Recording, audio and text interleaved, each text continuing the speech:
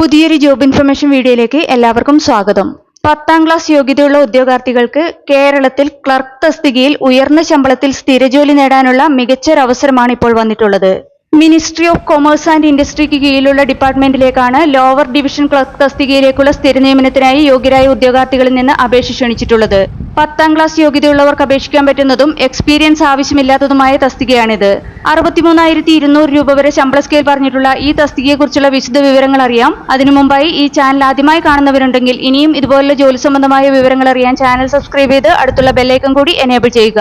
അതുപോലെ തന്നെ ജോലി നേടാൻ ആഗ്രഹിക്കുന്ന നിങ്ങളുടെ സുഹൃത്തുക്കൾക്ക് കൂടി വീഡിയോ ഷെയർ ചെയ്ത് കൊടുക്കാനും വീഡിയോ ലൈക്ക് ചെയ്യാനും മറക്കരുത്. ഇനി ഈ തസ്തികയിലേക്ക് അപേക്ഷിക്കേണ്ടത് എങ്ങനെ, അപേക്ഷിക്കാനുള്ള അവസാന തീയതി, യോഗ്യത, പ്രായപരിധി, ശമ്പള സ്കെയിൽ തുടങ്ങിയ വിവരങ്ങൾ വിശദമായി അറിയാം.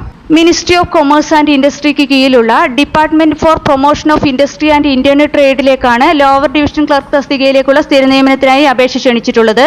ഇതിലേക്കുള്ള അപേക്ഷ ക്ഷണിച്ചിരിക്കുന്നത് സ്റ്റാഫ് സെലക്ഷൻ കമ്മീഷന്റെ 2026 ഫേസ് 14 റിക്രൂട്ട്മെന്റ് നോട്ടിഫിക്കേഷൻ മുഖേനയാണ്. അപേക്ഷ സമർപ്പിക്കാനുള്ള അവസാന തീയതി 2026 മെയ് 4 ആണ്. സ്റ്റാഫ് സെലക്ഷൻ കമ്മീഷന്റെ ഒഫീഷ്യൽ വെബ്സൈറ്റ് മുഖേന ഓൺലൈനായാണ് അപ്ലൈ ചെയ്യേണ്ടത്. LD ക്ലർക്ക് തസ്തികയുടെ പേ ലെവൽ 2 ആണ്. അതായത് 19,900 രൂപ മുതൽ 63,200 രൂപ വരെയായിരിക്കും ശമ്പള സ്കെയിൽ. ഈ തസ്തികയുടെ പോസ്റ്റ് കോഡ് KK12226 ആണ്.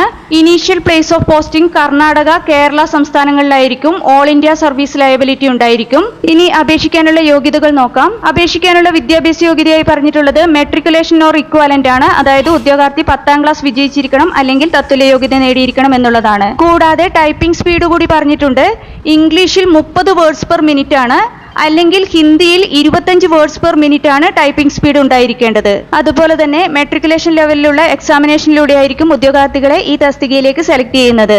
SSCയുടെ ഇതുപോലുള്ള matriculation level, graduate level, higher secondary level തുടങ്ങിയ വിവിധ പരീക്ഷകൾക്കും കേരള PSCയുടെ വിവിധ തസ്തികകളിലെ മത്സര പരീക്ഷകൾക്കും തയ്യാറെടുക്കുന്ന ഉദ്യോഗാർത്ഥികൾക്ക് പ്രിപ്പയർ ചെയ്യാൻ ഉപകരിക്കുന്ന ബുക്സ് ഈ വീഡിയോടൊപ്പം ടാഗ് ചെയ്ത് കൊടുത്തിട്ടുണ്ട്. താല്പര്യമുള്ളവർക്ക് ഓൺലൈനായി പർച്ചേസ് ചെയ്യാവുന്നതാണ്.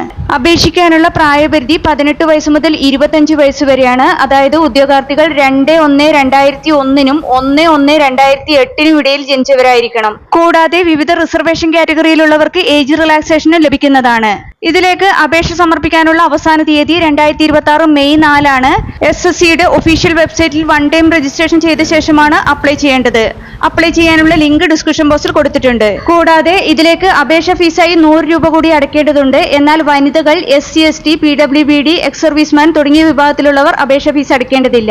സ്റ്റാഫ് സെലക്ഷൻ കമ്മീഷന്റെ ഫേസ് 14 റിക്രൂട്ട്മെന്റ് നോട്ടിഫിക്കേഷനുമായി ബന്ധപ്പെട്ട വിശദമായൊരു വീഡിയോ ഈ ചാനലിൽ മുമ്പ് അപ്ലോഡ് ചെയ്തിട്ടുണ്ട്. ആ വീഡിയോ കാണാത്തവരുണ്ടെങ്കിൽ ആ വീഡിയോ കൂടി കാണുക. താല്പര്യമുള്ള യോഗ്യരായ ഉദ്യോഗാർത്ഥികൾ ഈ അവസരം പരമാവധി പ്രയോജനപ്പെടുത്തുക. 2026 മെയ് 4 മുമ്പായി തന്നെ അപേക്ഷ ഓൺലൈനായി സമർപ്പിക്കാൻ ശ്രദ്ധിക്കുക. വീഡിയോ ഉപകാരപ്രദമായാൽ ലൈക്ക് ചെയ്യാനും ഷെയർ ചെയ്യാനും മറക്കരുത്.